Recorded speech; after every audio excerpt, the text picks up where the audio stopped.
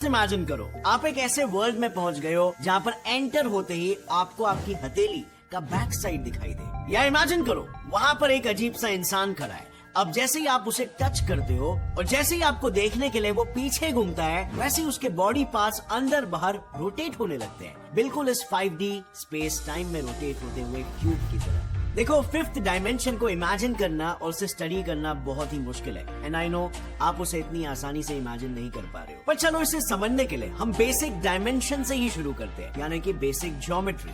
Also, बात है 300 BCE की, जब 2D और 3D शेप्स की बात ग्रीक टाइम के सबसे महान ज्योमेट्रिशियन यूक्लिड ने अपने एक बुक यूक्लिड्स एलिमेंट्स में की, और वहां से जो इस कॉन्सेप्ट की शुरुआत हुई थी, अगले 2000 सालों तक ये दुनिया भर में यूज होने वाला।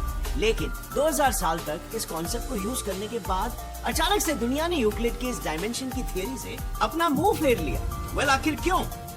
यूक्लिड की ज्योमेट्री के अनुसार पॉइंट A को पॉइंट B से स्ट्रेट लाइन में जोड़ने के बाद जो पाथ क्रिएट होगा वो होगा द शॉर्टेस्ट पाथ, और फिर चाहे वो दोनों पॉइंट्स अर्थ पर ही क्यों ना हो। पर जब पहली बार इंसान अपनी शिप्स को लेकर अर्थ के चक्कर लगा रहा था, तब उन्होंने ये देखा कि एक पॉइंट से दूसरे पॉइंट पर जाने के लिए एक स्ट्रेट लाइन सबसे शॉर्टेस्ट पाथ तो है ही नहीं। इसका मतलब यूक्लिड का जो एक्सप्लेनेशन था वो सिर्फ और सिर्फ एक प्लेन सरफेस तक ही एप्लीकेबल था। कर्व्ड सरफेस के लिए हम इसे अप्लाई नहीं कर सकते थे। जैसे इस इमेज में देखो, प्लेन सरफेस के लिए एक स्ट्रेट लाइन ही शॉर्टेस्ट पाथ है, पर कर्व सरफेस के लिए स्ट्रेट लाइन सबसे शॉर्टेस्ट पाथ नहीं है। फिर इस प्रॉब्लम को सॉल्व करने के लिए और कर्व सरफेस के लिए एक नई थियरी इजाद हुई, geodesics, to study shortest path on curved surfaces. जिसके बाद उन्होंने रिसर्च को कंटिन्यूअसली शुरू ही रखा, और फाइनली 19th सेंचुरी के एंड में उन्होंने एक नया कॉन्सेप्ट दुनिया के सामने पेश किया, द फोर्थ डायमेंशन। लेकिन फ्रेंड्स, यहाँ पर आता है एक कैच। साइंटिस्टों के हिसाब से फोर्थ डायमेंशनल स्पेस हो या फिफ्थ डायमेंशनल स्पेस टाइम, हम सिर्फ 3 डायमेंशंस ऑफ स्पेस को ही देख सकते हैं। आखिर क्यों? क्योंकि हम जिस 4D यूनिवर्स का हिस्सा है, हम सिर्फ हमसे लोअर डायमेंशंस को ही देख सकते हैं। फॉर एग्जाम्पल, एक 2D ऑब्जेक्ट है तो ये ऑब्जेक्ट सिर्फ आगे पीछे और लेफ्ट राइट ही देख सकता है। अब अगर इस ऑब्जेक्ट के सामने मैंने एक 3D ऑब्जेक्ट रखा, तो ये 2D ऑब्जेक्ट बस उस 3D ऑब्जेक्ट के सिर्फ शैडो यानी कि परछाई को ही देख पाएगा, उसको वो पूरा ऑब्जेक्ट दिखेगा ही नहीं। पर अगर मैं पूरा एंगल ही चेंज कर दूं, अगर मैं थर्ड डायमेंशन ऑब्जेक्ट के पर्सपेक्टिव से इस पूरे सीन को देखूं, तो वो 3D ऑब्जेक्ट 2D वर्ल्ड को भी देख पाएगा और 1D वर्ल्ड को भी देख पाएगा। तो क्या इसका मतलब हम जैसे 3D बीइंग्स कभी भी 4D ऑब्जेक्ट को इमेजिन भी नहीं कर पाएंगे?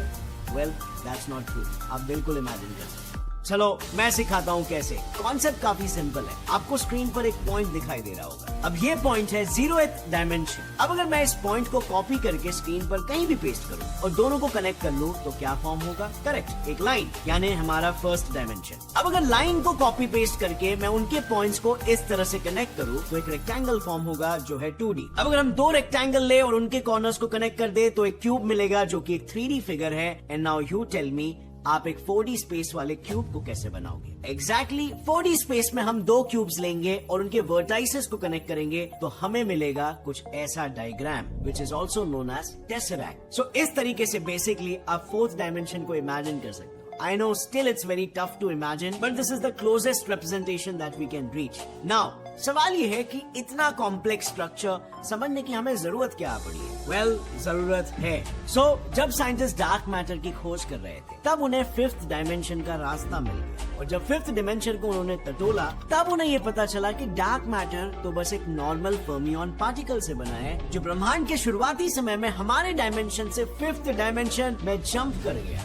यस, आज से करीब 100 साल पहले जब विश्व भर में फेमस बिग बैंग थियरी की बात चल रही थी, तब हर साइंटिस्ट के मुंह पर बस एक ही बात थी कि चारों फंडामेंटल फोर्सेस, जो कि strong nuclear force, weak nuclear force, gravity और इलेक्ट्रोमैग्नेटिज्म है, ये सारे बिग बैंग के वक्त एक ही सिंगल फोर्स हुआ करते हैं। और अगर देखा भी जाए तो इलेक्ट्रोमैग्नेटिज्म, स्ट्रॉन्ग न्यूक्लियर फोर्स और वीक न्यूक्लियर फोर्स को एक साथ आपस में इमेजिन करना आसान भी है, पर जैसे ही कोई ग्रेविटी को बाकी तीनों से जोड़ने की कोशिश करता, सारे के सारे बड़े महारथी साइंटिस्ट फेल हो जाते, मानो ग्रेविटी और बाकी तीनों के बीच कोई लॉजिकल कनेक्शन ही ना हो। फिर इस प्रॉब्लम को सॉल्व करने के लिए एंट्री होती है आइंस्टाइन की। आइंस्टाइन ने हमारे 4 डायमेंशनल स्पेस टाइम फैब्रिक का सारा खेल समझाने के लिए जब अपनी जनरल थियरी ऑफ रिलेटिविटी दी, तब उन्होंने 2 यूरोपियन फिजिसिस्ट थियोडोर कलूसा और ऑस्कर क्लेन, इनकी मदद ली अपने थियरी को आगे मैथमेटिकली 5th डायमेंशन में बढ़ाने के लिए। और तब उन्होंने जो डिस्कवर किया वो काफी फैसिनेटिंग। उन्होंने ये पाया कि ये इक्वेशन तो ग्रेविटेशनल फोर्स और इलेक्ट्रोमैग्नेटिक फोर्स को आपस में जोड़ रहा है इन 5th डायमेंशन। अब ये कैसे? कलूजा क्लेन की ये जो जॉइंट थियरी थी ना, ये कहती है कि हमारे ऑर्डिनरी पार्टिकल्स जब काफी हाई इंटेंसिटी से आपस में टकराते हैं तो वो कुछ ऐसे पार्टिकल को जन्म देते हैं जो हमारे 4D यूनिवर्स से जंप करके 5th डायमेंशन में पहुंच जाते हैं। अब ऐसे में इससे पहले मैं आगे बढ़ूं, लेट मी चेक आपका प्रीवियस कॉन्सेप्ट क्लियर हुआ कि क्या ये पार्टिकल हम जैसे 3D जीवों को दिखाई देगा कि नहीं? ऑब्वियसली नहीं, पर क्योंकि वो पार्टिकल काफी हाई एनर्जी एब्जॉर्ब करके 5th डायमेंशन में गया है, वो उस एनर्जी से मास और मास से ग्रेविटी पैदा करते हैं। और यही वजह है कि साइंटिस्टों ने इसे नाम भी दिया ग्रेविटॉन, एक ऐसा पार्टिकल जो ग्रेविटी को इन्फ्लुएंस कर सकता है बट हमारे डायमेंशन में वो दिखाई नहीं देता। लेकिन इस सब में अब तक इलेक्ट्रोमैग्नेटिज्म किधर आया? Physicist Adrian Carmona, Javier Castellano Ruiz और मैथियास न्यूबर्ट, ये तीनों अपनी रीसेंट रिसर्च में एग्जैक्टली उसी को साबित करने के चक्कर में पहले डार्क मैटर के पार्टिकल तक पहुंचे और फिर एक 5th डिमेंशन के पोर्टल तक। असल में आज से कुछ साल पहले एड्रियन कार्मोना और उनके कॉलीग्स को कलूजा क्लेन थियरी की वजह से एक सवाल आया। सवाल था कि जब हम एक इलेक्ट्रोमैग्नेट की मदद से किसी भारी चीज को उठाते हैं, तब इनडायरेक्टली हम ये भी साबित करते हैं कि इलेक्ट्रोमैग्नेटिक फोर्स स्ट्रॉन्ग होती है और वो ग्रेविटी के मौजूदगी में भी किसी चीज को आराम से ऊपर खींच सकती है। सो व्हाट इफ ब्रह्मांड का ज्यादातर इलेक्ट्रोमैग्नेटिज्म या लाइट ही एक ऊपरी डायमेंशन में बैठकर ग्रेविटॉन्स को ऊपर खींच रहा हो? कुछ समझ आया? उनके कहने का मतलब है कि हो ना हो ये ग्रेविटॉन ही असल में 5th डायमेंशन में बैठा ग्रेविटी इन्फ्लुएंसिंग डार्क मैटर है, जिसे कभी इलेक्ट्रोमैग्नेटिज्म ने ऊपर हायर डिमेंशन में खींचा था। पर एक सेकेंड, इसे साबित कैसे करोगे?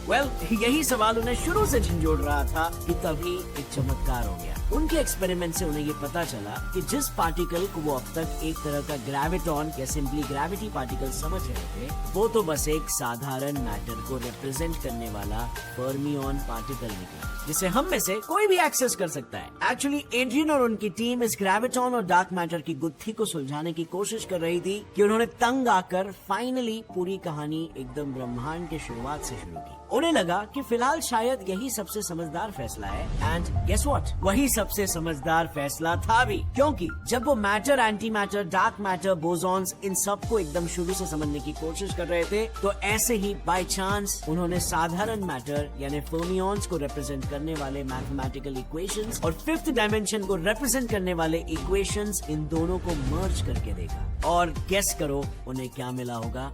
उन्हें पता चला कि जैसे ही फर्मियंस यानी साधारण मैटर आपस में काफी हाई इंटेंसिटी के साथ एक दूसरे से टकराते हैं, तो वो 5th डायमेंशन में पहुंचकर हमें मास देने वाली हिग्स फील्ड से जरूरत से ज्यादा इंटरैक्ट करने लगते हैं। इसका नतीजा उनका मास 2 गुना, 3 गुना या 4 गुना नहीं बल्कि हजारों गुना बढ़ जाता है। यानी उनसे ब्रह्मांड में ग्रेविटी तो बढ़ जाती है, पर 5th डायमेंशन में होने की वजह से वो हमें कभी दिखाई नहीं देती। अब ये कैरेक्टरिस्टिक सुनकर कुछ याद आया?